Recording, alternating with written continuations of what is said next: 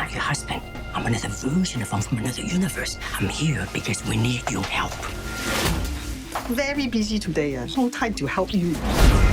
Across the multiverse, I've seen thousands of Evelyns.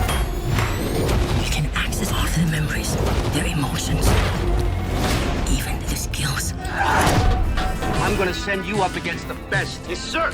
You two characters are going to Top Gun. I feel the need for speed. This is a feeling all over the park. Yeah, that's nice. Gotta go. An adventure. Look out! No! I can't get Jurassic Park back online. 65 million years in the making. This Organized Chaos podcast is brought to you by JEMS Art Studio. This podcast is also brought to you by listeners like you. Thank you.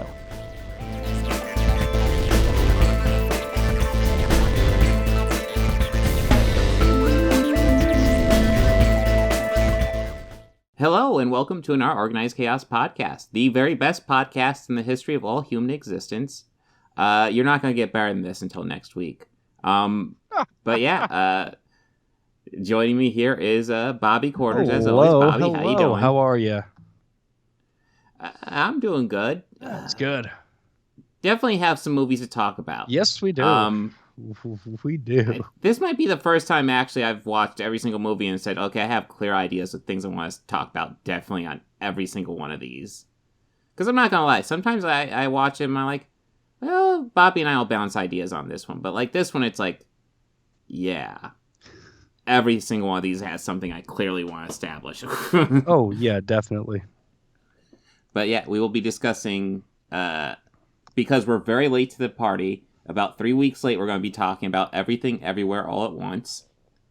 And then, yes, and then the 1986 Top Gun, in anticipation of the new movie coming out 36 years later? Yeah. I mean, holy shit. And then we'll be talking about the original Jurassic Park, because Jurassic Park 6 is coming out in a couple weeks, and the trailers look cool, and I'm pretty sure it's going to be complete garbage. Oh, it's going to be a stinker. It's absolutely yeah. going to be a stinker. I mean, you could have the original cast back. That's not going to save this movie. Well, yeah, I mean, just after the last one, What the one that they sold on Jeff Goldblum being in the movie, and he was only in the movie for like a scene. No, yeah, they had one scene that they cut up and spread out like at the beginning and the end of the movie, and it's obvious he was just there for one day. Like he just wandered on set. He wasn't even supposed to be there. and here's the crazy thing: say what you will about like something like Jurassic Park 3, you can have fun with that. It's dumb. But you can have fun with that. Yeah. Like the last one I didn't even have fun with. But yeah. Now the first Jurassic World, or whichever one that had the auction. Was that the first one? No, it's the second one. That was the second one? Yeah. Yeah, with the auction, yeah. I mean, I enjoyed the aftermath of that, or at least what I knew was gonna fucking happen. Yeah. I've seen enough Jurassic Park movies to know a bunch of dumb, rich white people inside of a room with dinosaurs. Yeah. Yep. This is a foolproof plan. Yeah. Well, we will be coming up on that in a couple weeks. Yeah. So, yeah. Goddamn Jurassic Park. Well, you know what? We got a good Jurassic Park movie here. We do. We really do. This one, like. Well, I know we're not going to get into it right away, but man, I'm surprised how well this one still holds up. Oh yeah, there's a whole message behind that one I want to get to, but yeah, it's a good one. And, okay, yeah. But let's go ahead and begin with the headliner, the big movie everybody was talking about 3 weeks ago. Top Gun. Yes, Top Gun, 1986. Yes. Kelly McGillis, very exciting. No. We are talking about Everything Everywhere All at Once. The big multiverse movie of the year. There's proclaimed to be. Yeah. Well, it's interesting how many multiverse movies we're getting this like in the past like 6 months. Absolutely. Well, yeah, which is like okay. We had like Spider-Man: No Way Home, yeah, Doctor Strange and the Multiverse of Madness, and Everything Yeah. Everywhere All at Once. And Mhm. is there any more that I've forgotten, or is there? No, but do we usually even get that many in like a No. movie year? Well, It's not a common thing. No, one thing I find really fascinating about this, and I was kind of reading a little. The only thing I did go into this completely blind. I didn't want to read anything about it. Just wanted to go in completely blind and genuinely enjoy the experience. Which actually, I went to a matinee earlier today, and it was like, I think the total of 5 of us in the theater. Yeah, And it was nice. I was happy. That's the type of Yeah. showings I like. yeah. We end up going Friday night, and there's more people there than I thought. Okay. But yeah, matinees are usually pretty empty. They are. We actually did matinee of Doctor Strange last Wednesday. Okay. That was empty. Well, that probably would have been. That was an early day on Wednesday. Okay, that was good though. That was probably good. Yeah. Yeah. But yeah, this is a really good movie. Yeah. It actually it reminds me a lot of Scott Pilgrim versus the World. It gave me those vibes a lot. Yeah, in that like on a surface level, it's really kind of dumb, but like when you think about it for any amount of time, there's a lot there. There's a lot of thought there. There and is. It's not as dumb as any surface level like immediate reaction will give you, because it's really fucking good. I want to state that. Really, No, this movie is like very good, and it's just more than a multiverse movie. It's like, I had a hard time actually kind of putting it into words. Like, yeah, well, yeah, it's like everything, everywhere, all at Yeah. once. I don't know what else. Yeah, it really that is. describes it nicely. it is. I mean, it talks about our existence and our choices in life, and how even the slightest, smallest choice or decision could alter your entire course of the future. Yeah, it really it certainly lived up to its title. Like, Yeah. Well, yeah, it's tough to even describe. So you meet Michelle Yeoh, and I don't remember the name of her character, but she runs a laundromat with her husband. I think it's Evelyn. And... I believe it was Evelyn. Yes, Evelyn, you are correct. Yes. That's right. I don't have to look that up. Yeah. She runs it with her husband. She's the one primarily in charge. Her father is there, played by James Hong, and I'm not gonna lie, every time James Hong It's a pops treat. up, I didn't know he was in this. Neither did he I. popped up. I was like, oh, it's James Hong. Neither did I. Awesome. You know who else I didn't realize was in this until about halfway? Who? Short Round. I'm kind of disappointed. I was hoping to surprise you with that. Did you notice I sent you that? I did, and I figured that was a clue. I was like, okay, Yeah. so maybe Short Round's in this. Cool. Yeah. And as Yeah. soon as the husband showed up, I was like, holy fuck! Yeah. Instantly. Well, I did not recognize him, but I was like, that voice seems kind of familiar. Yeah. There's every once in a while where you can really still hear it in Oh, his voice, yeah. and you look it up, it's like, oh my god, it's Short Holy Round. crap, that's him. That's Data. Yeah. That's fucking Data. Yeah, Data. It was actually Yeah. the moment that the fanny pack fight is when it clicked Yeah. for me. I was like, wait a minute. Holy shit, that's awesome. Yes. So, yeah, I am here for this. If you want to see Short Round beat up a whole bunch of Just IRS security guards with a fanny pack. whoop some ass. Yeah. Oh, but yeah, so we have Evelyn, Short Round's her husband, but she's the one primarily running this laundromat. She meets her daughter's girlfriend. Yeah. Not entirely sure how to handle it. She even introduces James Hong's her father, who's there too. Yeah. And she just says this is a good her friend. Joy is her daughter. Yeah. A very good friend of my daughter. And of course, the daughter's not thrilled with that introduction. No. Of course, the Evelyn's like, well, it's a different generation. We can't just say that to them. But they have IRS issues because she's trying to do all types of things and counting it as a business expense. Yeah. Where, you can't really do that. You can get pretty flexible with those business expenses, but you do have to actually use them for your business. Yeah, you have to really. I mean, and it seemed that it wasn't their first trip to that office either. No. Because the agent that they had, one Miss Jamie Lee Curtis. Yes. Who actually has been quite vocal in championing for this film on a lot of social media platforms, and having a lot of scathing things to say against the MCU. Mm-hmm. Well, part of me is a little bit disappointed that she did that, because I had no idea she was in this movie until she did that, and I would have liked to have walked in this movie no idea and be like, "Oh my god, it's Jamie Lee Curtis." Yeah, I knew about that, and I knew about that she was in this. That's about the only thing I really knew, and because of that, and because of everything she's been saying about the MCU too, and it's kind of like I want to be like, normally I'm 100% behind you, but like. The concept of the multiverse within Marvel has existed for a long period of time. One could argue it's existed longer than Michael Myers. Oh yeah, it had to have. I'm not sure when they created it in the comic books, but yeah, it's been around for a while.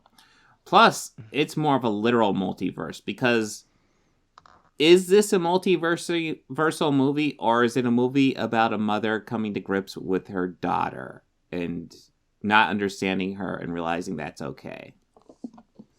It's kind of all that. It's kind of. I'm looking up the origin. Where's my mind going? But yeah, I'm looking up. I'm looking up the multiverse origin when it came out, 1971. I think is the first appearance. Sure, the Avengers of the Marvel Universe, and I think that would have been the first time. Yeah, 1971. Avengers number 85. Nice. Came out in February of 71. But yeah, where's I going with this? So Doctor Strange meets Wanda. No. Wait, that was last week. Oh crap. Okay, yeah, multiversal movies. Okay, so Spider-Man wants to create Wrong movie. Oh god damn it. So Captain Picard. Yeah. But on the way to the IRS office, Short Round, her husband, suddenly starts acting normal. He's kind of throughout the movie we see him as kind of like this more timid, I'd say. Yeah, timid guy. And we do get hints in the security camera where all of a sudden he's like jumping around the place just randomly. Like parkour and you're not sure what's going on there. Yeah. But yeah, all of a sudden in the elevator, you see like his entire composure changes. And I want to state, I wish I'd looked at the name of the actor, but the guy who plays Short Round does a great job here, because his entire composure changes. And all of a sudden he's telling her about the multiverse and how he is not her husband. He is from a different universe. And she is important because she discovers the multiverse, and she has to stop the ultimate threat to the multiverse, who is not established yet, but I mean, we're going to get to spoilers. It's her daughter, who is like becoming all at once, like all her multiversal selves are slowly becoming one person or something like that. It's weird. The actor's name is, I'm going to try to pronounce this correctly. Oh, okay. Ki Hoi Kwan. Oh, yeah, or that seems right. Jonathan Ki Kwan. Yeah, I think Jonathan Kwan is what I usually see. Yeah, Jonathan Kwan, yeah. Yeah. I didn't realize he was also a stunt choreographer. I did not realize that That's so, pretty awesome. Did he do his own stunts in this movie? I would not be surprised. Yeah. I was trying to think. Yeah, they got some good shots, so he might have. I don't recall seeing any significant body differences. Oh, he also was in the Cyndi Lauper's the Goonies Good Enough music video. Well, of course. Along with Captain Lou Albano. Well, duh. Yeah.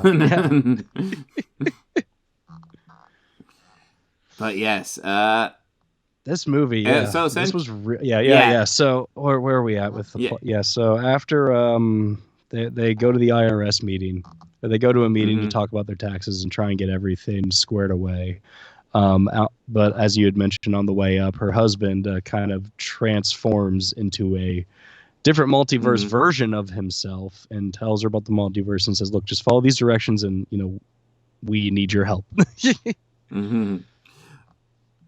Oh, and you just remind me of one of the things, because you can trigger a multiversal, like memories from your multiverse to come to you, but one of the tricks is you have to do something unusual to trigger it. Yeah. Oh. And yeah, there's some interesting things that happen. Yeah, there's one that's that they spend a lot of time on. that had me squirming in my seat. It involved paper cuts in the hand. Oh yes, okay, that one. Oh yeah, in between. He had to give himself 4 paper cuts in between each finger, and each time it's like, it's like, oh god, stop it! Trying to do it, and it's not. He's like, it only happens when you don't want it to, and then you just And oh god, the sound design on that was the sound effect they great. Used was really great. Yeah, it's like I might have been the only one in that group who was squirming during that, just going, oh yeah. Oh, I think I heard a couple people in the theater squirming during that one, where it's like, oh god. Oh. And then they said, but when they said paper cuts, it wasn't audible. Oh shit. Yeah. We're gonna deal with. Oh god. Probably the most entertaining one was the trophies by Jamie Lee Curtis. Yeah, she had these. She has some IRS trophies that look like something else. They look like butt plugs. That's the term I was looking for. Yeah, they straight up. I was like, you have to put up with a lot of bullshit to get one of these. Yeah, and it's like, oh dear. But a couple of the guys. Jamie, did you keep a trophy? But yeah, we do come across a couple people who need to trigger memories from a multiverse by using the bolt plug and exactly how you'd imagine. Yep. We even get a great slow-mo shot of a guy jumping out pantsless, kind of doing a cannonball. Yeah. Yeah, it's like you would see everything, but they made sure to pixelate it out, so you just see this guy. And just like the bottom base of that trophy hanging out during a fight scene. Yes. It was hard to keep like focus. I was laughing really I'm hard. sure it was great choreography, but I was just like, oh god, that butt plug is still there, isn't it? Yep, still there. And then we see another guy with something even longer hanging out of his bottom, which is just kind of all right. This is what we have to do to our butts to travel the multiverse? Okay. Oh, yeah. This is a lot of fun. Yeah, this movie was a lot of fun. Yeah. But yeah, it's also, like I said, it's dumb, but like there's this great message behind it. Like, and it's largely, it's about a mother and a daughter, and a mother kind of coming to grips with who her daughter is. Yeah. Because the main villain is the daughter, and she is weird and crazy, and kind of, it's just all about Evelyn figuring out that, you know what, I don't understand her, but that's okay, she's my daughter. Yeah. Yeah, it is essentially, end of the day, a movie about family. And loving each other, and loving those that you choose to call your family, and that. Yes. And it was nice. It was a very overall nice film and a great message. Thoroughly enjoyed it. Even the psych out ending. Yeah. But yeah, that's right. How'd the psych out ending go? I'm trying to remember. It shows her dying, and then it goes to the movie actress version of her. Yes. Yeah. So you get initial credits, and then, I think it says starring Evelyn, whatever her name is. Yeah, and it panned out, and you see, like, the frame is inside of a theater. So it's like, I was like, oh, that's nice how they did that. That's nice. Yeah, I forgot about that, but yeah, they absolutely do that. This is just a cool movie. Yeah. I really, really enjoed it. Definitely, like, if you've seen Scott Pilgrim and you enjoy Scott Pilgrim, this movie's going to be right up your alley. It's not Edgar, I want to say Edgar Winter. Edgar Wright. Edgar Winter. Yeah. Different guy. But it's the Daniels. They call themselves the Daniels. I don't remember both their names, but it's essentially two directing brothers named Daniel. Yeah. And they do a great job with this. And I say it's not Edgar Wright. It doesn't even feel like an Edgar Wright movie. Just kind of, it does feel like a type of thing he would tackle. Yeah, but doesn't feel like his movie. It's definitely their style. And it is. But yeah, I'm excited to see anything really else from these it. guys too. Mm-hmm. Well, they did what? They did Swiss Army Man a couple years ago. I saw that one. That was a very good movie. Yeah, that was a good one. Have they done anything else? I'm not sure. Now I have to look it up. I have. What, Paul Dano was in that movie, wasn't he? Yeah, that was Paul Dano. Yeah, Elijah Wood. No, Daniel Radcliffe. No, yeah, Daniel Radcliffe. Yeah, I like Paul Dano, so yeah, I'll watch anything he's in. Mm. Okay, so the Daniels are Dan Kwan and Daniel Scheinert. Okay. Let's see.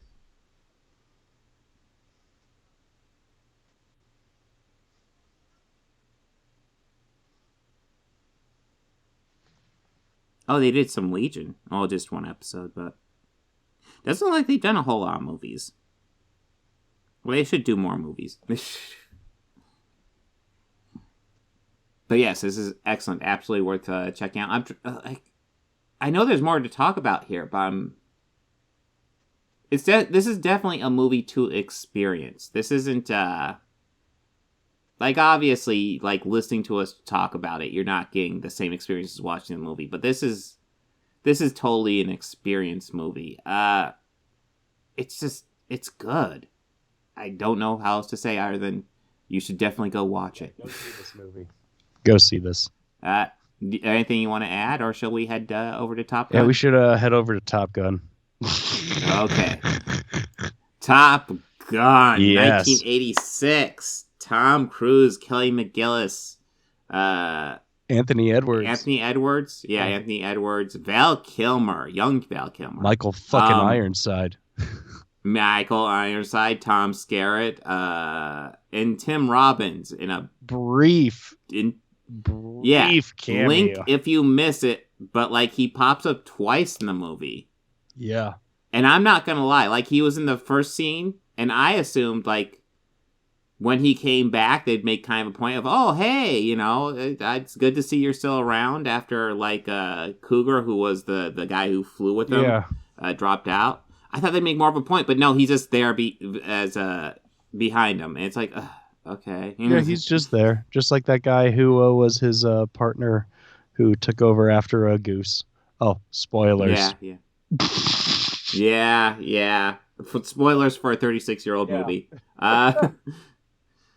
We do. I actually was interested, so I looked this up, and we are looking at by 1 year, a pre-Scientology Tom Cruise in this movie. Oh, wow. Really? So, yeah. A pre-Scientology Tom Cruise. Yeah. By a whole year. Wow. Well, he wasn't that great of an actor then, so... Yeah. Well, I think he's okay, but the Scientology thing is fucking creepy. Yeah. But you know what? We don't have to worry about it because he's not a member of the church yet.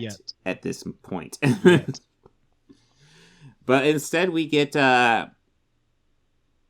he's a top, well, he's in the Top Gun class. No, wait, is the class called Top Gun, or is the winner of the class called Top Gun? I think the school is called Top Gun. Yeah,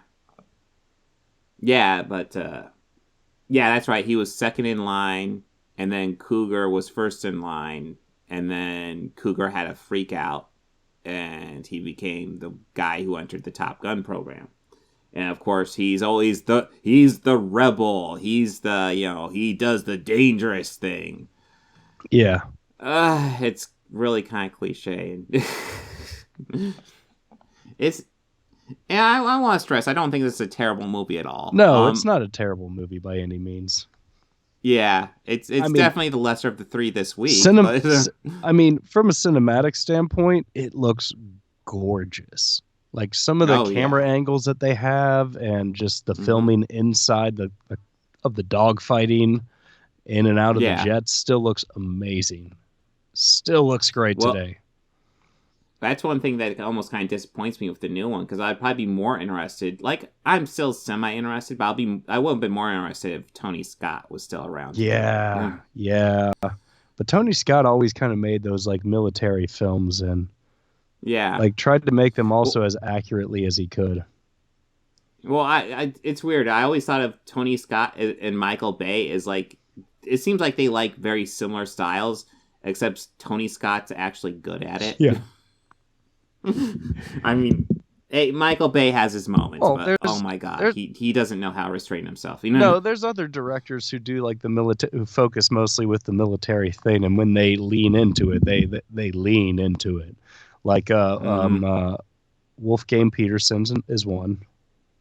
Yeah, but again, I didn't think about that. He does it. He does it great.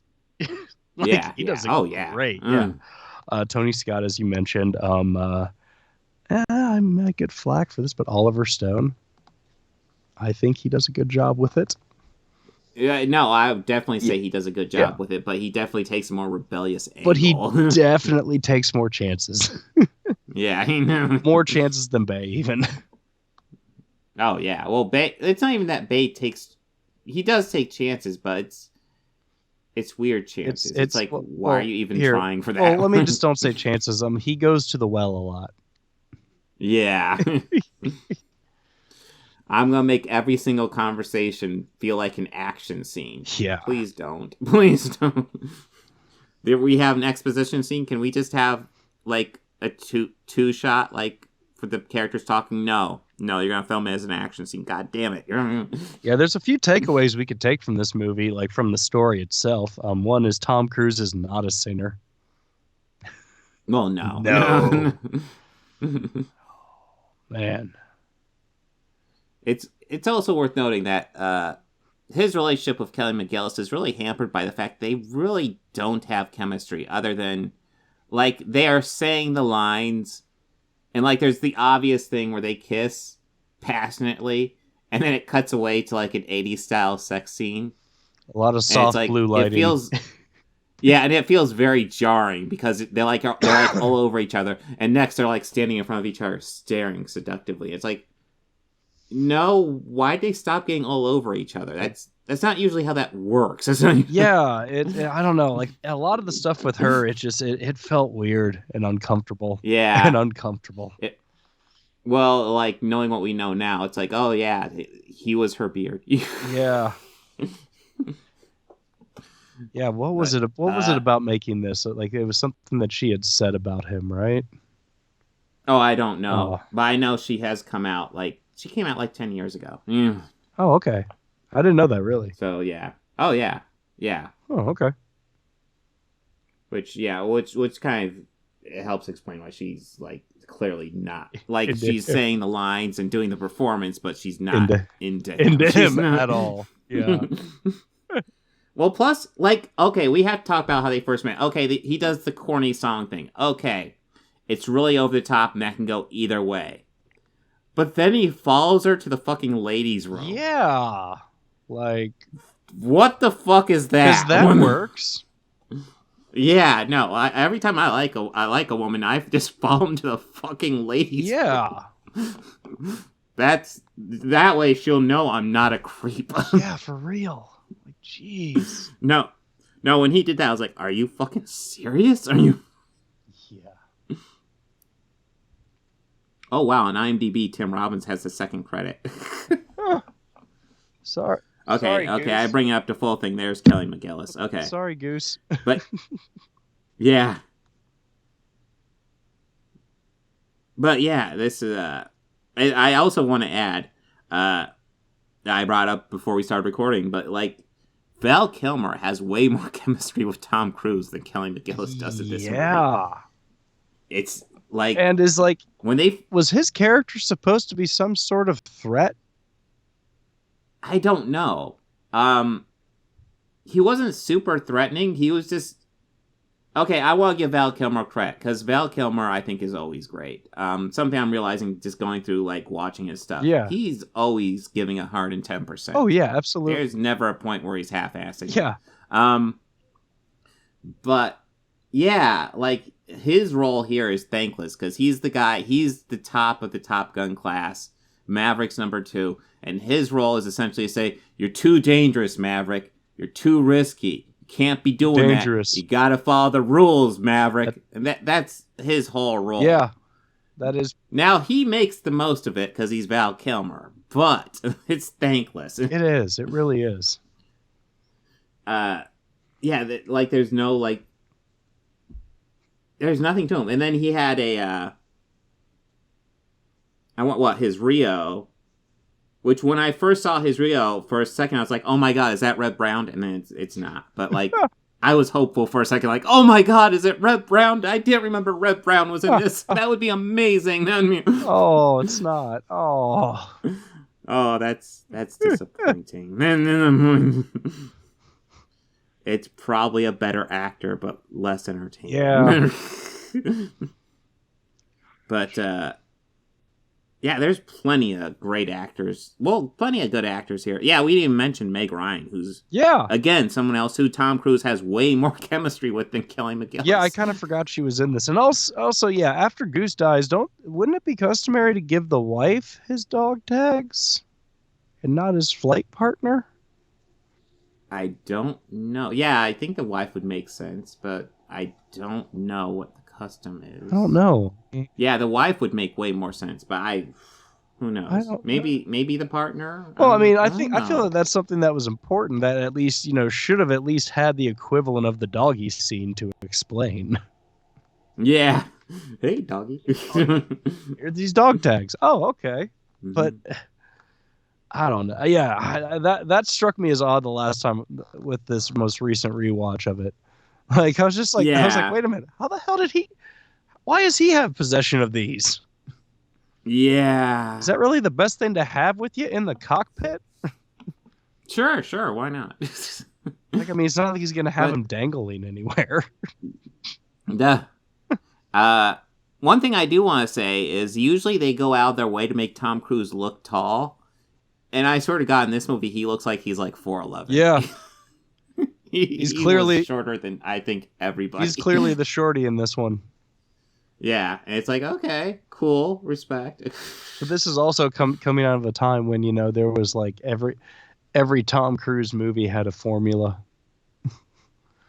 Like, did it have a formula this time? Because this is very early for him. I think that this is definitely something that gave the foundation for the formula. Oh, for sure. Because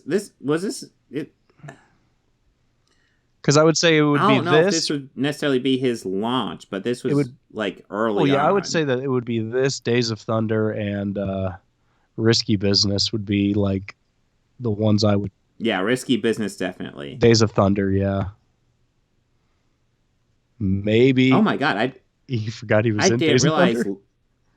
No, I remember that. I didn't realize this was right after Legend, and Legend was after Risky Business. I did not realize that. Because Legend was nobody seems to talk about. And it's like, Legend was cool. Well, I mean, Legend had Tim Curry as the devil. Yes, it did. And there's nobody who gives a better performance in that movie other than Tim Curry. Yeah, and you always have to tell people, hey, remember that Tom Cruise fantasy movie where he played like a semi-elf dude hanging around in the trees? And everybody's like, what the fuck are you talking about? Tim Curry was the devil. Oh, Legend. Yeah. Oh, yeah. Tom Cruise was in that. Yes. Wait, Tom Cruise was in that? Yeah, well, I mean, he definitely has a more beefier role in this than he did in The Outsiders. Yeah, it's been so long since I've seen The Outsiders. I've mean to watch it recently. Yeah, he's in it. Yeah. He doesn't say much. It's my favorite performance of him. It also has the best actor ever, Dalton. Yeah, Patrick Swayze. Yeah. Yes. And it also has that little punk ass, Ralph Macchio. Okay. That's the one I was thinking of. Is like talk about Danielson. Yeah, that little punk ass whiny brat. I'm glad Johnny shows him one for. Yeah, and those adults. Yeah. And they just decided to beat the shit out of a teenager. Yeah. But yeah. I guess back to Top Gun. Yeah. But yeah, Tim Robbins is criminally underused. Yeah, criminally underused. Yeah, he's a great actor, and like I think, how many days did he work on this? Because, like, all his shots are in a cockpit, aren't they? Yeah. They don't have anything with him outside. Yeah, they do. That end celebration scene at the end of the movie. Oh, he's in, and I mean, okay. I'm sure he's in I the didn't remember background that. somewhere in the beginning. Maybe. Also, we forgot we even forgot to mention an actor. I don't know his name. I'm just going to name the character from a movie, and you'll know exactly who I'm talking about. Strickland, thinks everyone's a slacker. Never had hair. Yeah, never had hair. I do not know the name of that actor, but I forgot he was in this. But yeah, Strickland in Back to the Future, and he was in something else. Oh, actually, I can name a couple things he was in. Yeah, I can name a few things, but like I always think he fits that military role, like that in Top Gun. Oh, I think of that role before I think of Back to the Future. Mm-hmm. Well, Back to the Future is to go. Well, to Back to the Future Part 2. When I think of him in Back to the Future, I think of him in a nightgown and a bulletproof vest and a shotgun. Yeah, that's the Strickland I think about. And also Marty in the first one. Jesus, did that guy ever have hair? Yeah. Well, I just love they don't do anything to like update his age or anything. It's just like 30-year age gap. He looks exactly the same. Nothing's changed. He thinks all the kids are slackers. The exact same guy. Yeah, I had forgotten he was in this before I rewatched it. Hey, Strickland. Probably the other movie I was thinking of that he's in, I can think of a few, but like probably the other big one I think of is probably Masters of the Universe. He wasn't that. Yeah. He wasn't that. Academy Award winning film, Masters of the Universe. Yep. Everybody loves that one, I'm pretty sure. It's very popular. But yeah, this is it's fine. It's hard to take seriously near the end. I know. It's really hard. It is. I like a lot of the actors. Yeah. Lots of them are kind of throwaway, but like, yeah. I'm even looking through and it's like, yeah, they're there. Like Tom Skerritt and Michael Ironside are two of his instructors. I'm trying to think why they aren't actually the same character. Does any one of them do something that the other one couldn't? They both were pilots. Yeah, they seem fairly interchangeable. I don't know. It seemed to be the part where they both were hanging out by a jet shortly after Goose's death, after they first got him back up in the air, and which also that's just negligence on their part. I'm sorry, that's negligence. He shouldn't be flying. Yeah, but well, no, that's definitely the type of thing where it's like he needs to tell you when he needs to go back. Yeah, you shouldn't. Yes, it's good. Yeah, it's good to talk to him and be like, hey, it's shit happens. It's not your fault. Shit happens. Yeah, it's good to tell him. I don't even know why telling him to go back up. No, or even why they had to have that whole trial. Like, it seemed like completely. Yeah. Oh, hey, you have this trial, but don't worry, you're fine. And they don't even spend enough. The only time they spend on it is them clearing him of any responsibility. Yeah, the acquittal. Yeah, it's just like, what's the point of that scene? Yeah, exactly. Just to have a slow shot on Tom Cruise brooding. Yes, he's very broody. Also, they feature a lot. Like, I think the formula also features a lot of Tom Cruise brooding. Look at him thinking about stuff.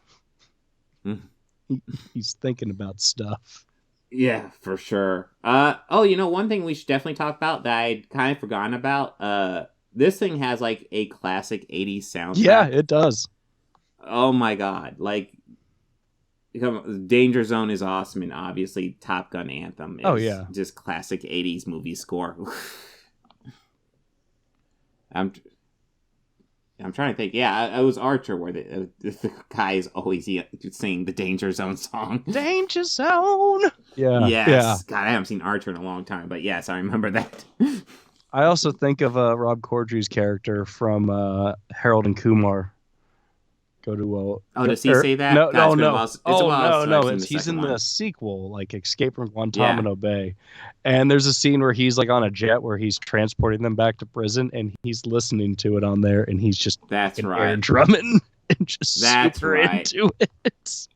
Well, I wasn't a huge fan of that one, but I do think Rob Corddry was like the highlight of that movie. He was hilarious in that thing. That one wasn't as funny as the first one.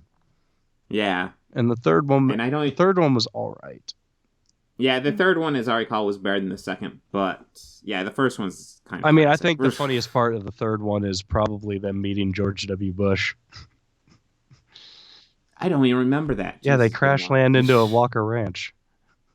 Oh wow. Yeah, they parachute That's right. right in. They do something like that. And there's one scene where it's like, George, we're gonna be late for this wedding. Oh shit, it's Cheney. That guy scares the crap out of me. Come on.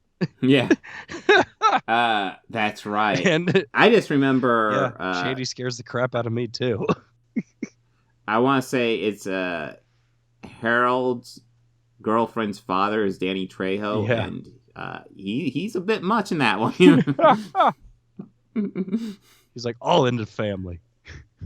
Yeah.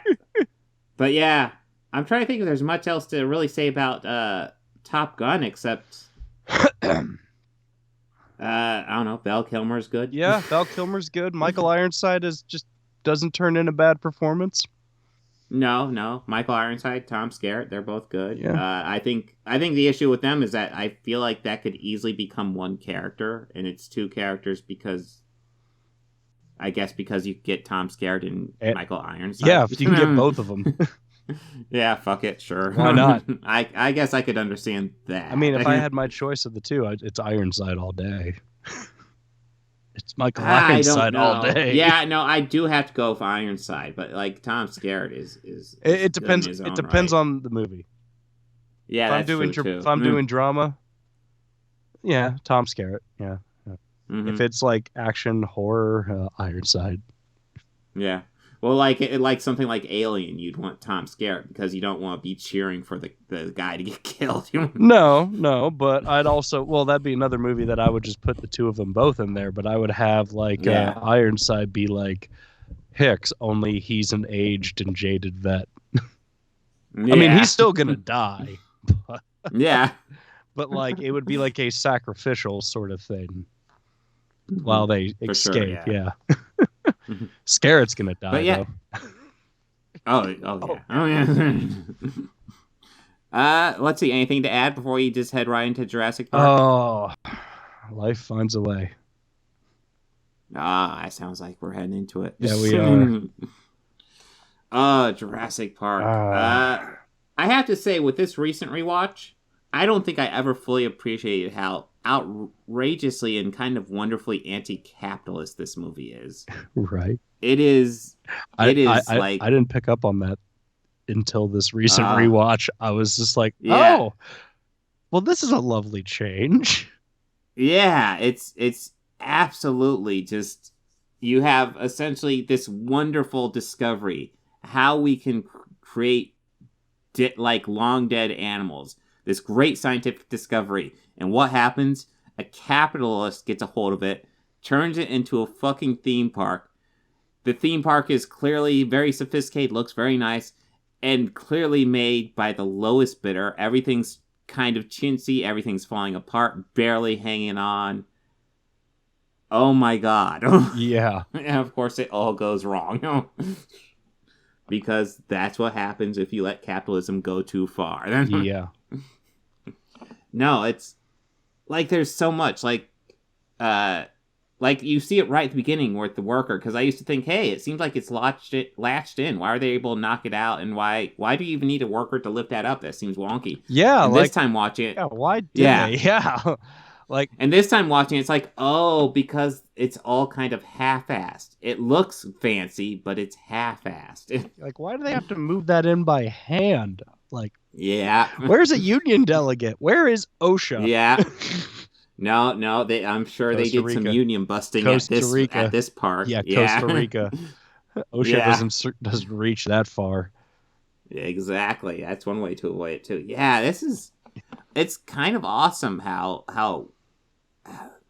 I guess I just never appreciated how it's just anti-capitalist. Like, if I were to describe this movie, like a theme to this movie, it's like capitalism bad. Yeah. It's just how capitalism takes something beautiful and fucks it up.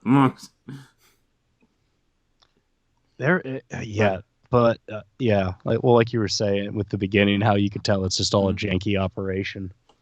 Yeah. Oh. Yeah, what were your thoughts with this rewatch? Oh man. I'm still more. I was more amazed at that. At how well I noticed more with the cinematography with it and just how Yes. that's what I focused more on with this watch. Mm-hmm. And I mean, sure, sometimes the effects look a little cheesy, but they Yes. still look better than stuff you see like in movies today. They still look just as good. Now I'll say it depends. them running with the Galliminuses, yeah, that kind of that didn't really age that well. Well, I do think 4K and the computer animation in this movie do not go great. No. Because I remember it looking better than it did on this rewatch. Yeah. That being said, all the practical effects, like that little baby velociraptor, the sick triceratops, the raptor head that poked its head up through the ceiling tile. Yeah. The T-Rex leg, all of that looked really good. Yeah, if anything that was practical, it was so good. I believe a lot of the full-bodied shots of the T-Rex were also practical. Yeah, you could tell it varied, but you could tell. It's weird. I don't remember the CGI ever standing out before, but I just don't think this movie was made for 4K. No, and I think that they're like the parts where the CG stood out to me a little, whereas at the end where the T-Rex threw the other raptor into the dinosaur bones. Yeah, that impact didn't look that clean. It looked a little rough. And I watched whatever version was on HBO. Yeah, that's why I did. So too. yeah, I think that is the 4K resolution now. Yeah. Now, I think a few of the shots of the raptors in that final chase moment, like when Ellie was hanging underneath, or not Ellie, Lex was hanging from the ceiling tile. Okay. Yeah, Raptor looked a little hokey there. But the Raptors, they do decent work with the Raptors. Like in the kitchen, I don't recall them looking terribly bad. There are moments, there's some moments where they look a little bad. And I'll say that the Dilophosaurus still looked really cool and scary. Oh yeah, well I think that was entirely practical. That one was entirely practical. Yeah, that still looked cool, even with that like little covering that popped out, and yeah, that was cool. Well, yeah, and I don't want to completely bash on the effects because for the time this was groundbreaking and amazing. Yeah. And even today, those practical dinosaurs, like the way they had that baby dinosaur move, it looked alive. It did not look like a puppet, which it clearly just was some sort of elaborate puppet, but it looked like a baby dinosaur. I believe the ones they were holding were remote controlled, and the one poking out of the egg was the puppet. Yeah. I believe. Either way. No. That Brontosaurus that shot from the beginning still looks great. That is still the money shot to this day. Yeah. Well, yeah, a remote control or puppet though. I'm not, for me that baby dinosaur was just so goddamn cool. That is so cool. Yeah. Because even if it's mechanical, like none of its movements looked mechanical. It looked like a baby. Yeah, it looked like a little baby dinosaur. Exactly. Hey there, little dinosaur. You're a little killer. Yeah.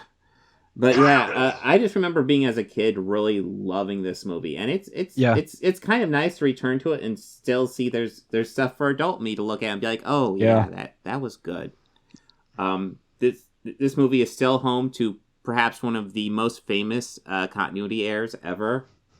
The T-Rex coming out of its pen, clearly at ground level, and then pushing the Jeep over, and all of a sudden it's like a 40-foot drop. Oh, no, that was a fall off. That was just the fall off that was on the same side as the toilets. Sure. At least that's what it is. I believe that's what it is in the novelization. But yes, one of the biggest continuity things of all time. It was just like, where did that come from? It's more infamous than the coffee cup in Game of Thrones. Yeah, well, the coffee cup is just one shot. This is like something they had to pre-plan for. And it's like they had to look at, no, it's continuity error, and just be planning on people not to catch it. Just hoping like maybe they won't think too much about it. Maybe there'll be too much going on in the scene. The T-Rex just came out through this area. But you know what? No, the T-Rex did a jump, guys. Trust us. Oh, so they could jump super high too, because we No. saw inside of that pen earlier, and it was at ground level. Where the goat came up, unless there's like some sort of like elevated thing on the island that we just didn't see. Yeah. And well, it's like it's not even a short incline too, because like it's far enough for them T-Rex to drop the Jeep to land in a tree, for them to have to go all the way down, climb up the tree, which it seemed like it was pretty high in the fucking tree. Yeah. Yeah. That was not a little incline. No. Like it could have been a whole like series of caves and inclines and foothills. I don't know, man. Sure. I don't know. Well, you know, it also strikes me as weird because like I'm watching it, I'm like, why don't you just set it up so the inclined area is on the other side? Yeah. Why are we doing this? This isn't that tricky, guys. This is. But yes, so. Who is the main villain of this? That's a question for you. Newman. Newman? He's definitely a villain. But yeah, no, I would definitely say Hammond. Dotson. Nah. Hammond. No, yeah, Hammond absolutely is. He's a monster. Yeah. Like, you put your grandchildren in that situation. Like, you're a fucking monster, dude. Well, I think he obviously got caught up in his own bullshit sales pitch. Yes. Well, you know, his big thing is, you know, no expense spared, when clearly he's sparing expenses right and left, even to the point, like, that's when I realized that the whole capitalism thing wasn't a mistake, because it's part of the plot line with Nerdre, because he talks about how he's not paid remotely enough for this job, and he still does it. And Hammond gives him grief, saying, you know, I'm not going to pay you more.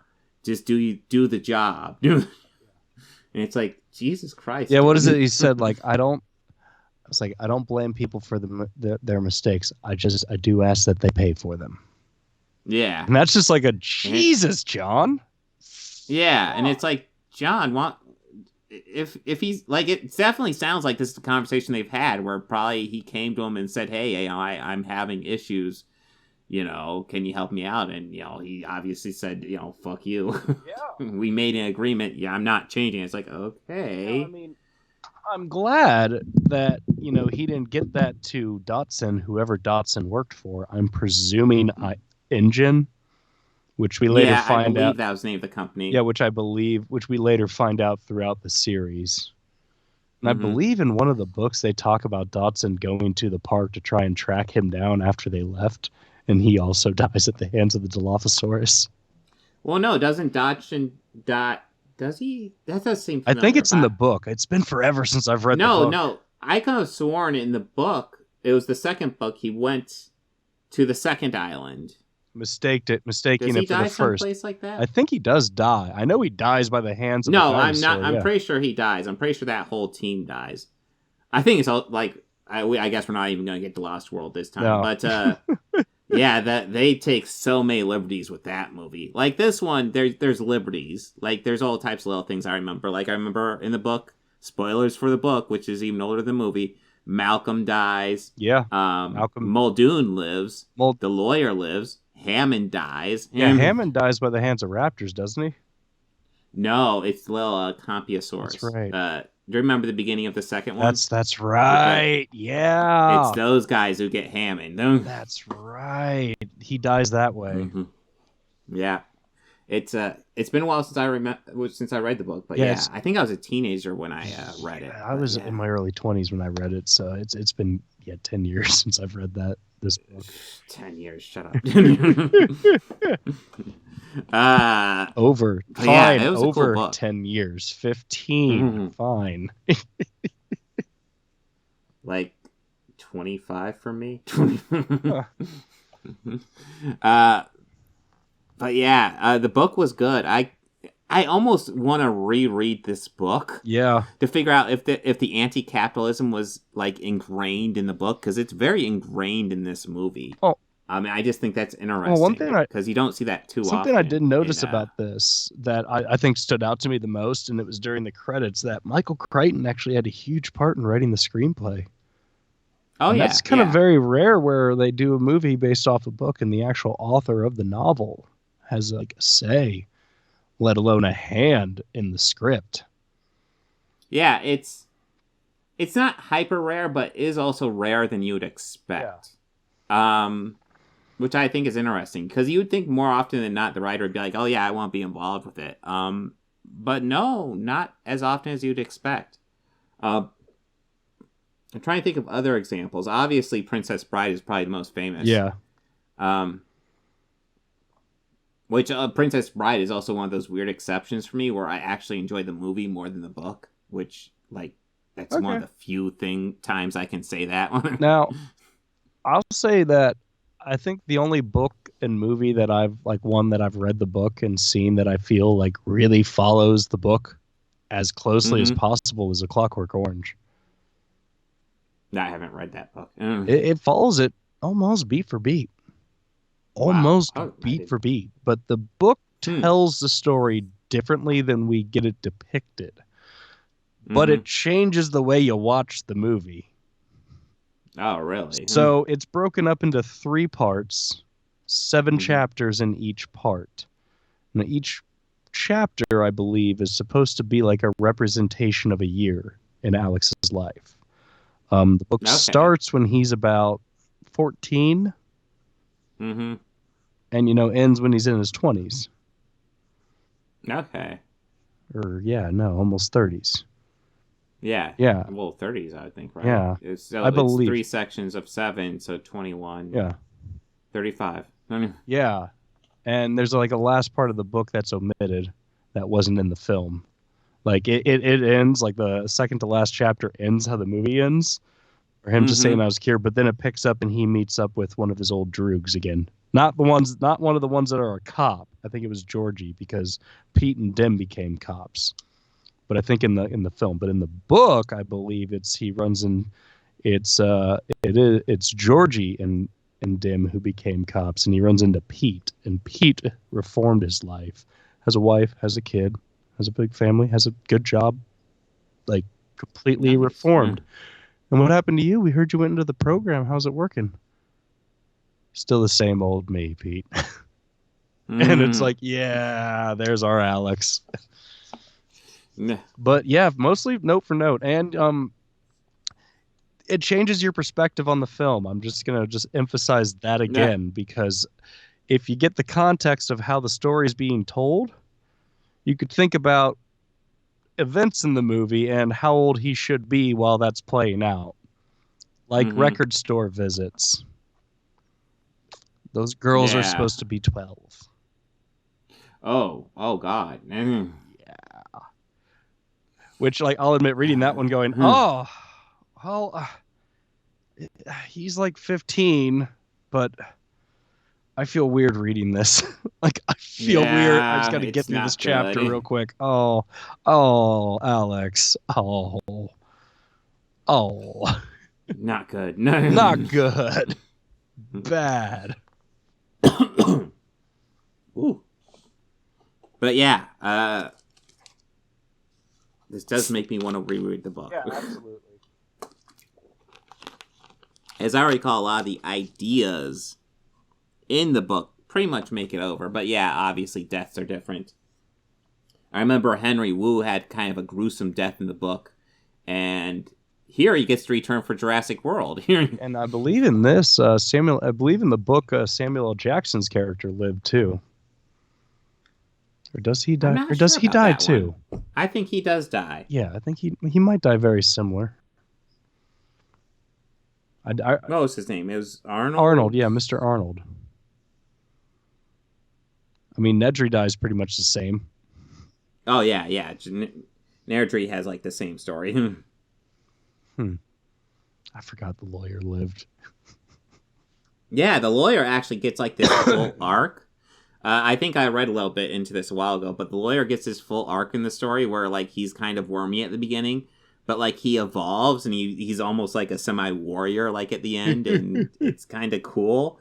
And, like, here's the issue. This was not long, I think, after Steven Spielberg's divorce. So he did not feel comfortable about lawyers. He was just like, no, the let's blood-sucking go. lawyer. Yeah. I do love all the hatred that he got. I'm trying to see here. There's a mic stand there. It's just a Jurassic Park book. John Arnold novels.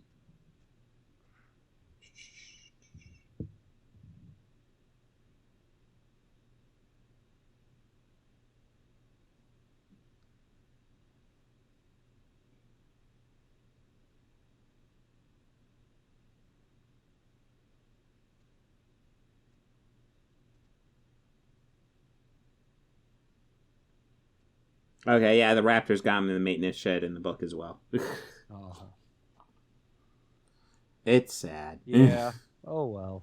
I did like Samuel L. Jackson in this. I'm glad you brought him up because he's a highlight. And yeah, this is before Samuel L. Jackson had his huge break in Pulp Fiction. So yeah. I do want to also bring up that, John Williams knocks it out of the park with the score. And it's another great example of like movies that, oh yeah, John Williams did write the score for this. And when I think he's definitely somebody, when you break it down, you start thinking of everything that he has done the score for and all the iconic stuff that you associate with, different things. Like I think of Superman, I immediately think da-na-na, da-da. That's Williams. Jaws. Yeah. He's done so much iconic stuff, and yeah. This is just right up there with it. God, great stuff. Like when I want to say when the theme first comes on and the helicopter's flying. Yeah. So good. At the end where you see the birds and then the strings come in playing that main riff sort of thing. Yeah. Yeah. Right then. It's like, yeah, John Williams, you're good. You're very good at what you do, sir. Yeah. But, it reminded me of the helicopter where he has a faulty seatbelt where it has both the ends. Playing into the capitalism theme again. I've always heard that was an analogy about the dinosaurs on the island. And more leading into Malcolm's theory. I've heard that one life too, but I definitely think it doubles for the capitalism thing. Absolutely doubles down for capitalism. Yeah. It's like, he's not putting the effort into this project that he should. He's fucking up the seatbelts on the goddamn helicopter, which you probably shouldn't fuck up. Nope. But yes. And as well, good goddamn you did movie. mention that Jeff Goldblum is also in this. And I mean, this is like probably one of his most iconic roles other than A, being Jeff Goldblum, and his most iconic role ever was in the 1974 film Death Wish. Oh, I have not. I don't think I've seen the original Death Wish. He's in it briefly, but he's in it. Eh? That was a joke, but he's in it. But I do want to. I'm glad you brought him up. Oh, go ahead. I was just gonna say, as a kid, he was my favorite character. As an adult, he's kind of a creep, right? He's kind of. The fuck is that, dude? He is all over Ellie to like a ridiculous amount. Like, it's I kind of like how Dr. Grant was just like, wait, are you? Yeah, and he's just like, yeah, like, what is your problem? Yeah, have you been blind this whole time? What about to feed you to the fucking raptors? Yeah. But also, I have to say, Alan Grant is probably one of my favorite characters ever brought to life on the screen. Oh yeah, like hands down, one of my favorite characters ever. Kid me likes Ian Malcolm. Adult me thinks Ian Malcolm's a bit creepy and is totally team Alan Grant. all Alan Grant. But I also liked Alan Grant when I was a kid too, and I kind of thought, I thought Jeff Goldblum's character was kind of funny, but he's also kind of annoying. Yes. It really comes off. Although it is Jeff Goldblum at his most. Oh yeah, he is full hinge. He is in full bloom. If you yeah. Which, I don't know, in some ways I almost feel like it works here for the character, but in some ways I almost feel like it really works in Thor Ragnarok simply because he's the villain. So he's going to do that kind of swarmy shit, but he's the villain. All right, congratulations on the coup, everybody. Good job. Good job. Yeah, well done. You overthrew me nicely, but you knew what? If it wasn't for me, you wouldn't have had this coup. So go ahead and congratulate me, too. Everyone did a great job. Now let's get back to how things are. Yeah, let's get back to how things were, because we all know that was the best. We all know that. Oh, man. I also like the joke that they kept playing throughout the first half of the movie, and that's Grant hates kids. But later he became such a protector for both of them. Yes. Yeah, no, I love that arc in the movie because, he's kind of terrible to Tim because Tim's following him around and Tim's like, I won't be whatever car you're in. And, like, even rewatching it, it's like when the T-Rex is going after him, it's like, motherfucker, that kid was supposed to be with you. It's like, this wouldn't be happening if the kids were in the same car as you, Alan. They'd just be going after the fucking lawyer. You dumped him with the goddamn lawyer, and of course the lawyer ran away, because lawyer. And I guess I shouldn't be mean to lawyers, because I've clearly not had as bad a lawyer experience as Steven Spielberg. But you weren't married to Kate Capshaw. Or was that Kate? No, it wasn't Kate Capshaw. I think it was someone else. But I'm pretty sure he's still married to Kate Capshaw, actually. That's good. Yeah? Because she's totally the best part of Temple of Doom. Oh, dude, have you seen him talk about Temple of Doom?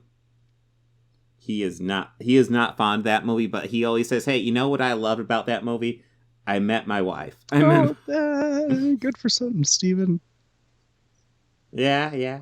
Yeah, no, they're still married. Oh, that's good. Hey, no, I'm happy. I am too. And also that movie did give us, in my opinion, the 3 best villains ever in an Indiana Jones movie. Those bad guys in the beginning. They are just Bond level evil, and I loved it. Oh yeah, no, that beginning's a total Bond scene. That's like a Bond intro, just straight up. That's what just me. Like, I know that they won't let an American ever direct, but I mean, you have my blessing, Steven. Yeah. You have mine. But I do, it's interesting. We were back to Temple of Doom because, Short Round was here earlier. And I just remember thinking, the way I always describe Willie, the character Kate Capshaw in Temple of Doom plays, is, hey, listen, Short Round should have been the most annoying character in that movie. He wasn't by a mile. No, it's the prince. Sure. At that point, I would have taken a talking dog. Voiced by Walter Matthau. Ooh. That would have been great. Of course. What am I talking? That would have been awesome. Yeah, I'm not sure what you're talking about. Okay, so probably. Okay, he divorced Amy Irving, his first wife, in '89. So it's almost certainly. Amy Irving. Okay. Wait. When was Temple of Doom released? Temple of Doom. Yeah, no, I do have questions about that because that was that was before Jurassic Park, if I'm not mistaken. Oh yeah. Way before. Oh god, I'm under his actor. I'm like, why is there no credits here? Because he's okay. Temple of Doom was 84. So, yeah. I don't know the details. Okay. I don't know. Maybe they were friends for several years before it blossomed into something else. Yeah. Yeah, okay. It's actually 100% It is 100% plausible. plausible. I don't know the details. Neither do I, and I'm not going to speculate on them. Yes. But, Jurassic Park. Yeah, Jurassic Park is a great movie. Totally worth checking out, despite the egregious continuity there. Yeah, well, I mean, my final note in this is, and I agree with you too, I think Hammond is the villain, because my final note on it is I still think Hammond was playing with fire. Like, he absolutely was, he kind of got what was coming to him, but at the risk of putting his own loved ones, in danger. And I mean, Christ, even on the helicopter ride, they were nowhere near him. They were glued to Dr. Grant. Yes, they were. Which, again, it still played off of that, Grant hates kids, but I don't think he really cared at that moment. Well, yeah. Oh, I do love Grant's arc in here, and just learning to be a father, because he does a great job. And that's kind of what being a father is. Honestly, it's just being there. That's the most important thing. Yeah. But yeah, great movie. Anything you want to add before we go ahead and close out? That was a great movie. Great movie, and it was great to revisit it. So next week, I don't remember. I'm sure I have plenty of stuff on the on the table for next week. I think you do. I don't remember what they are. Truthfully, I've. Oh, that's right. Truthfully, I've been invaded. We'll have to see, because the plans with that part of the reason I've been scared this week is the plans with Tears for Fears and Garbage are getting upended on me. Yeah, I saw that. Everything good. Well, we'll discuss it a little bit after the podcast, but the short answer is yes. But there's lots of details. Oh boy. But yeah, I will be doing something with George. I'm going to discuss stuff with him. Will we just be doing an album ranking? Maybe, but I'd like to get a concert review on it, and I won't have the concert reviewed by then.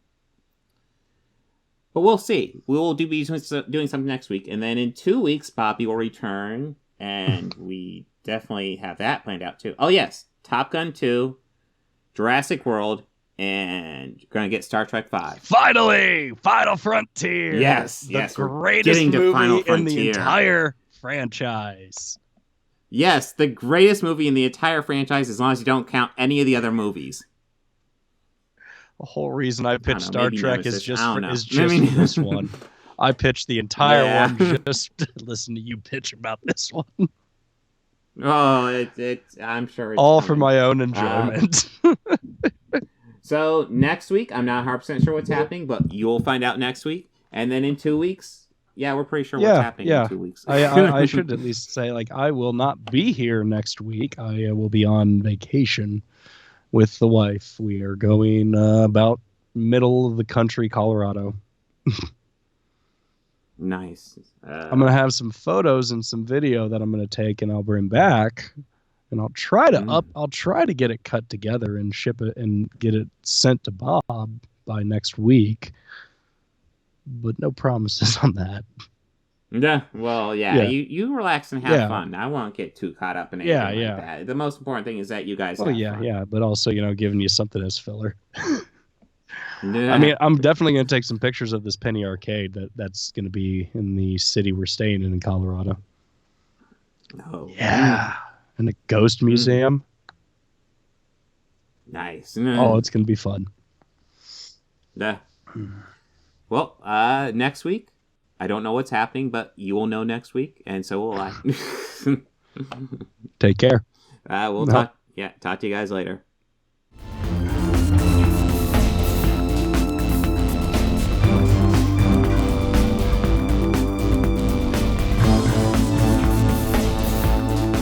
I want to go ahead and add some audio credits at the end here. The theme music you're hearing at the beginning and end of this podcast was written and performed by George Johnson, a very good friend of mine. And my current Patreons are Fel Martins, David Lara, and Lindsay Pankhurst. If you'd like to become a patron, go ahead and follow the link down below.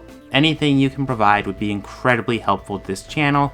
We're barely limping by right now. I'd love to make this my full-time job. I'm miles away from that right now. So any help you could provide, just $1 a month would be amazing. You know you want to. All your friends are doing it.